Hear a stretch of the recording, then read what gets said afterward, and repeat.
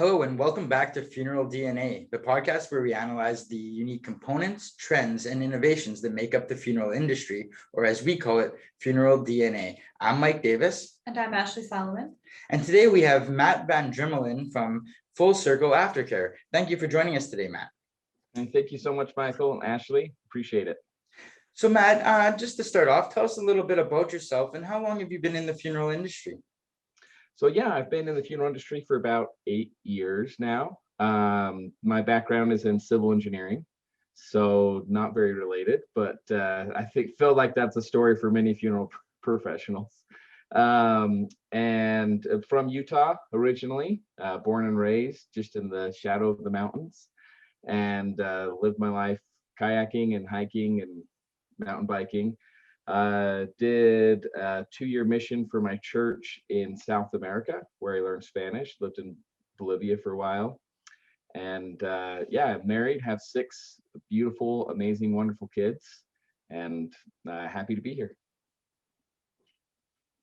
So would you mind, now that we know you a little bit more, telling us what is Full Circle Aftercare and a little bit about the history? So how and when did that get started?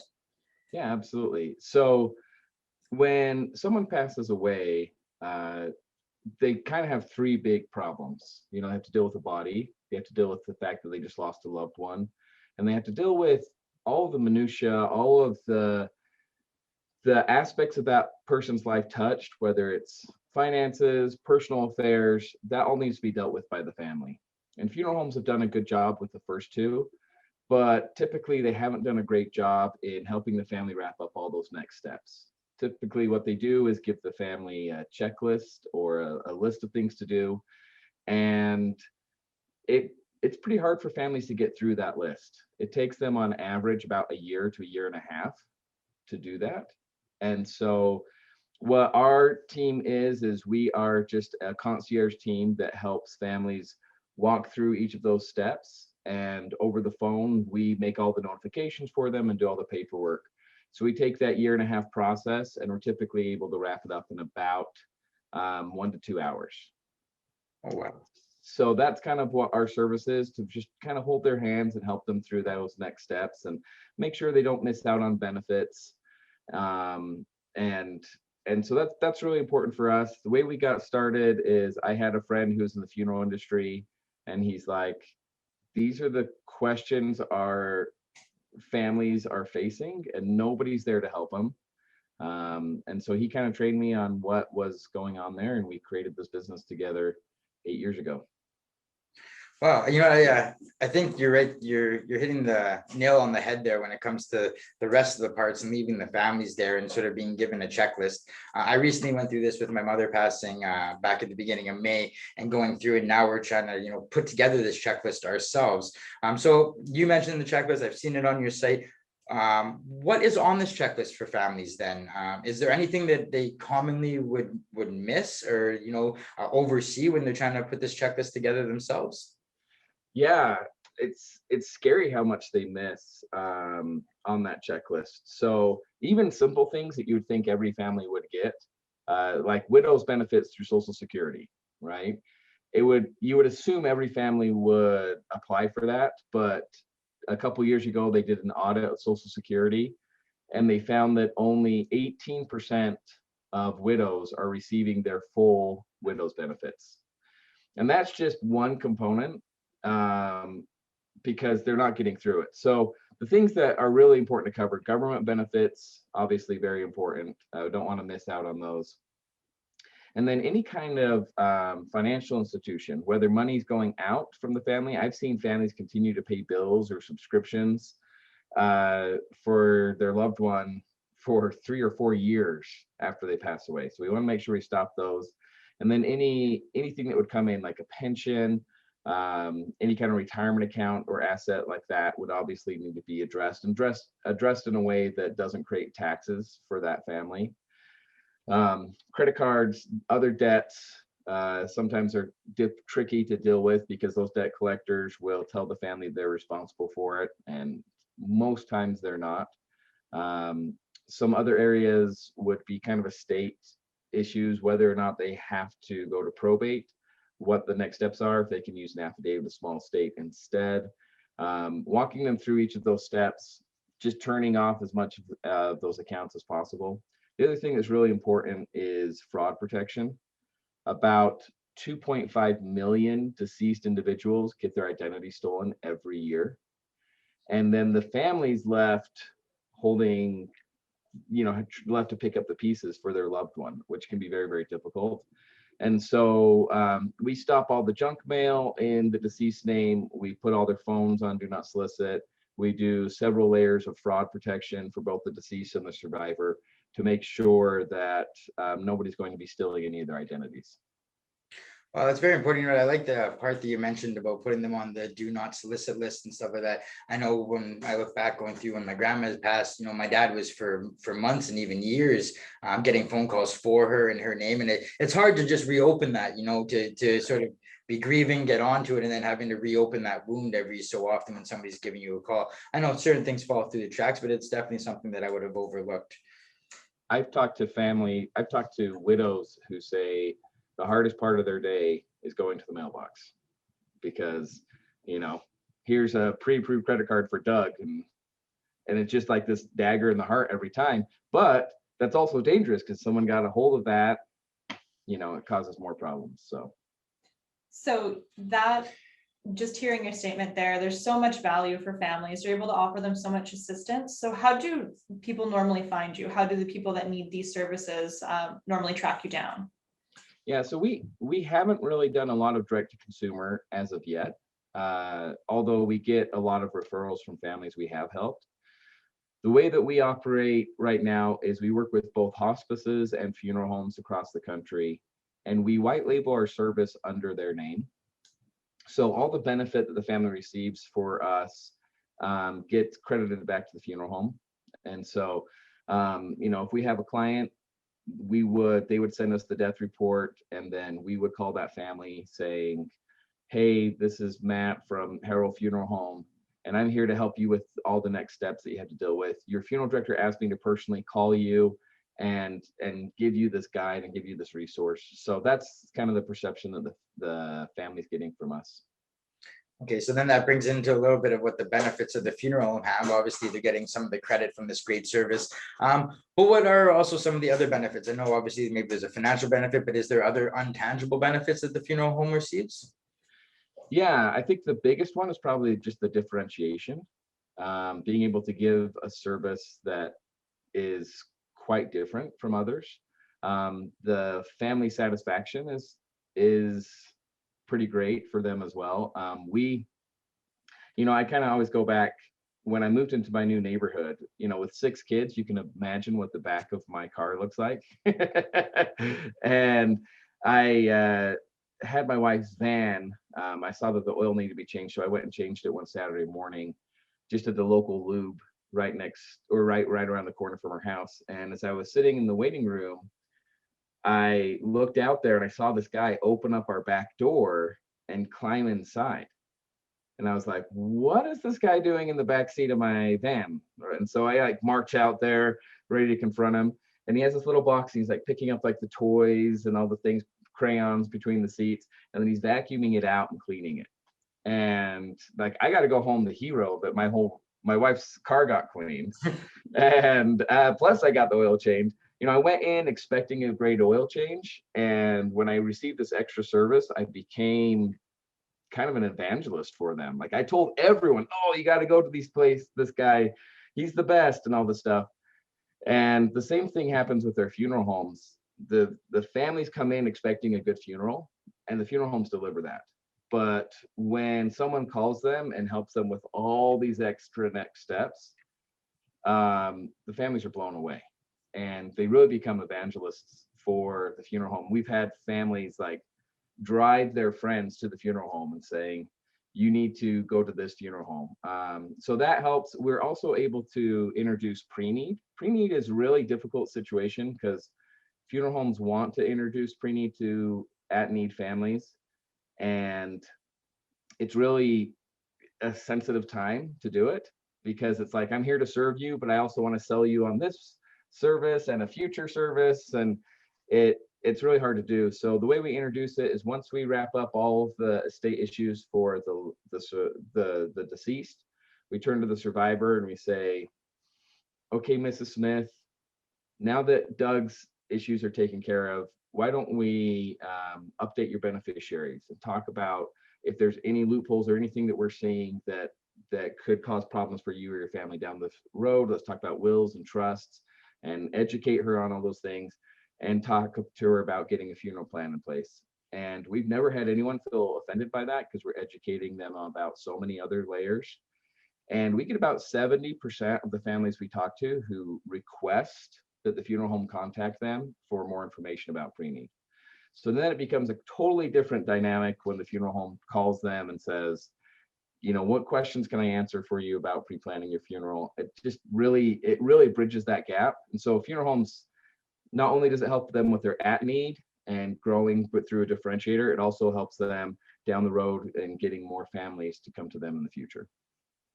Wow, that's great. Your services, they seem to all, obviously bring a lot of extra added value for the clients and stuff that people aren't aware. And we talk to funeral directors all the time. I always have this opinion that they're not in it to be just, a body disposal business. They're not in it as an event planner. It's all these extra services that are the reasons why people are going into funeral homes, and they're expecting that added value service. But some of them are expecting that service without necessarily knowing what those services that they need are. But it's great when, somebody like yourself will come in and detail it for them. Here's everything that we need to look for. So you guys are then offered through funeral homes. You've been white labeling it. How far is your reach geographically? You said you're in Utah, so I'm going to guess and say you're probably pretty, situated in that area. But where else are you guys located then, or how big's your reach? So right now we have funeral homes. We just added our 16th state with a new client. So we're heavy in the West and in kind of the Texas South region. And then we're just kind of growing in the Midwest and New England right now. So as you spoke about it a little bit more, do you have any stories or memories about like the biggest reward since starting Full Circle, or a family that has particularly stuck out to you? Yeah, absolutely. I have a couple. One is, so I grew up watching like Western movies. I loved True Grit and watching these cowboys and just it was lots of fun. And one of the first families I was helping when we were developing this program, I kind of saw this program as really useful, but I didn't understand the emotional component. And so this guy was a rancher from Wyoming. His name was Earl, and he was like 100% cowboy. It was awesome.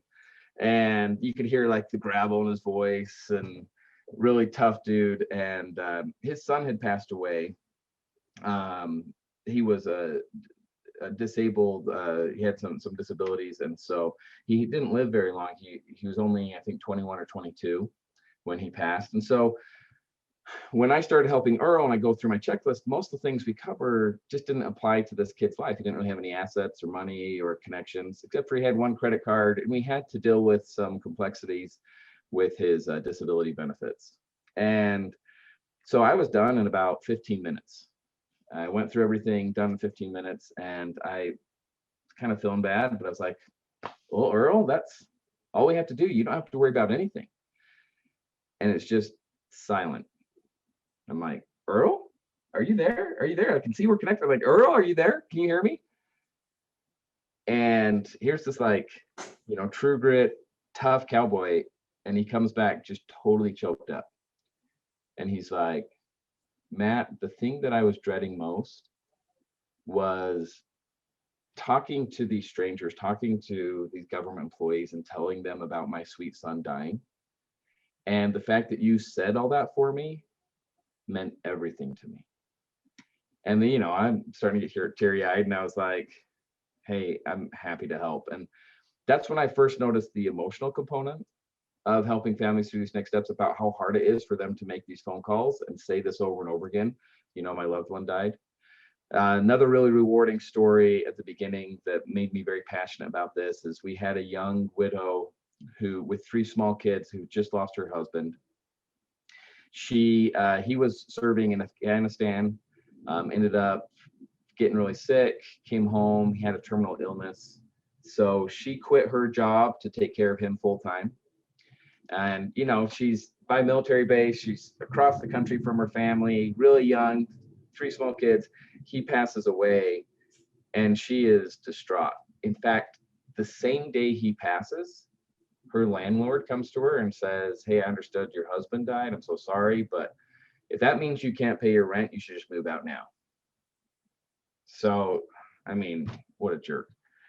So she calls me just unaware of what's available to her and just totally distraught. And in about 3 hours, I was able to find somewhere around $1,700 or $1,800 a month of income coming in for her. I was able to find, I signed her up for food stamps and childcare credits, and we found a $5,000 life insurance policy through the VA. And we did all this. And I remember at the end of the 3 hours, she said, "Matt,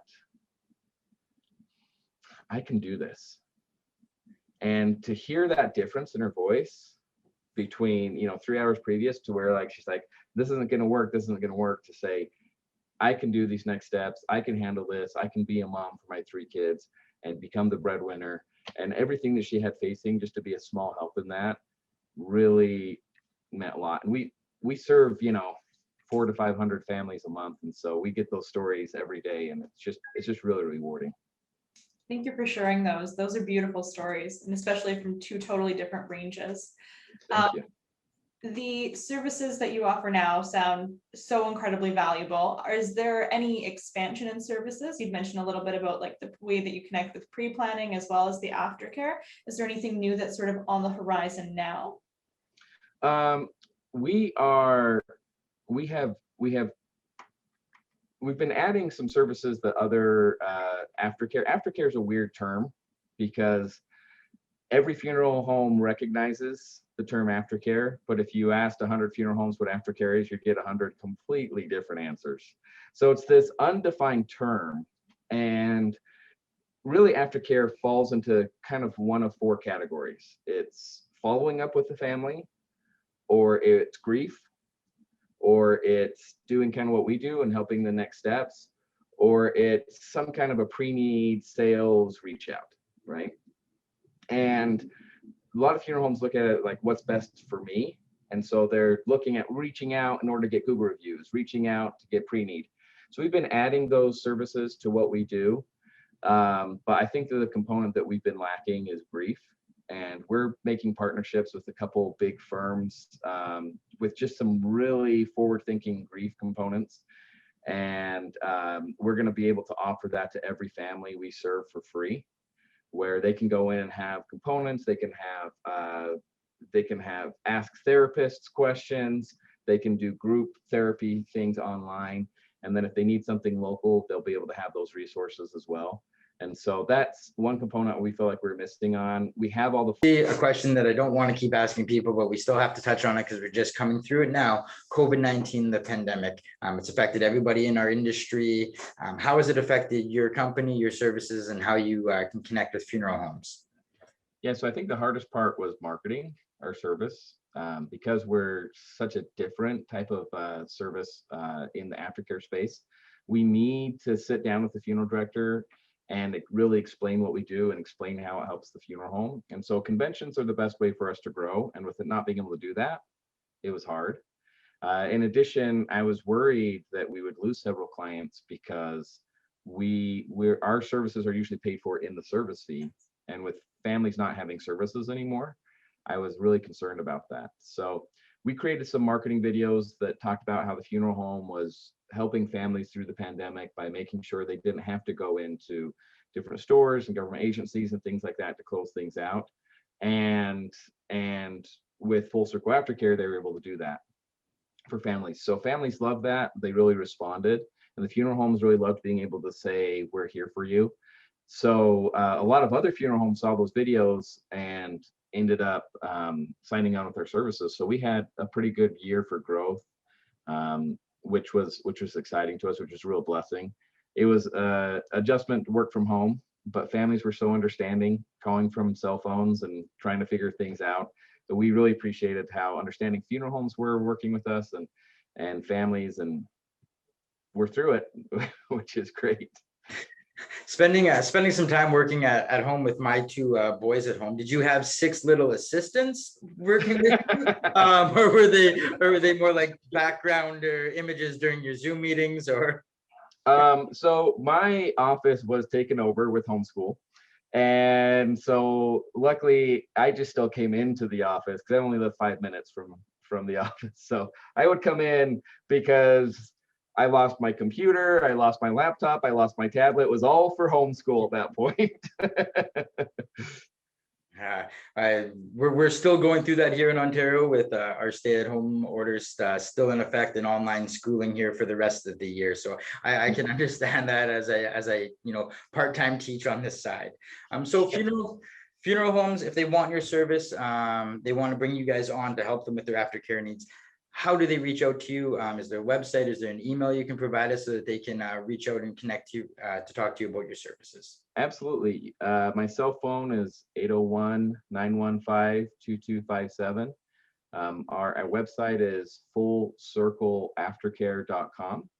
And there's a hyphen between full and circle. And then my email is just matt@fullcirclecare.com with that hyphen between full and circle. And yeah, we would love to partner. We can work around, just like every family we work with have different set of needs. And so we totally tailor our service. It's not like a scripted service. We tailor it to what their needs are, meet them where they're at. Same thing with our funeral home clients. Hey, some can afford to give this away, some need to sell it, some need to do other kind of hybrid approaches. And whatever their needs are, we will tailor our services to them to help them grow their funeral home and be a good ally with them. So yeah, happy to talk with anyone just to see if we're a good fit. Okay, perfect. Well, thank you very much for hopping on, Matt. We really appreciate your time today. Thank you. And I have to say, Michael, I love what you guys are doing with DNA. I mean, maybe it's just because I love genealogy, and Van Dremmelen is a weird last name, right? And we went back to Europe, found out that Van means from. Dremmelen's a little town in Holland. So my wife and I went and found this little tiny fishing village on the banks of a big river in Holland, and we're able to look at all the background and the genealogy and everything, and see those connections. And what you do in both helping families connect with their past and their roots, and also preserving that information for the generations to come, looking at diseases and so many factors that are going to be developed with science as we move forward. I think it's just an amazing, wonderful product. And I hope that every funeral home will start offering this as an option to families. Well, I really appreciate you talking about that. For the listeners at home who don't know, yes, we do work with DNA Memorial. We do offer genetic testing, DNA preservation, and we offer a full ancestry report on post-mortem DNA. So like I said, Matt, thank you very much for hopping on. We really appreciate your time today. I know it's busy, but hopefully we can share this and get your services out there to more and more people. I appreciate that. Thank you, Michael. Thank you so much, Ashley. For those listening at home, once again, this was Funeral DNA, the podcast where we analyze the unique components, trends, and innovations that make up the funeral industry, or as we call it, Funeral DNA. I'm Mike Davis. And I'm Ashley Solomon. And stay tuned next week when we bring in another guest that makes up this industry. Thank you very much for your time, guys. Have a great day. Thanks.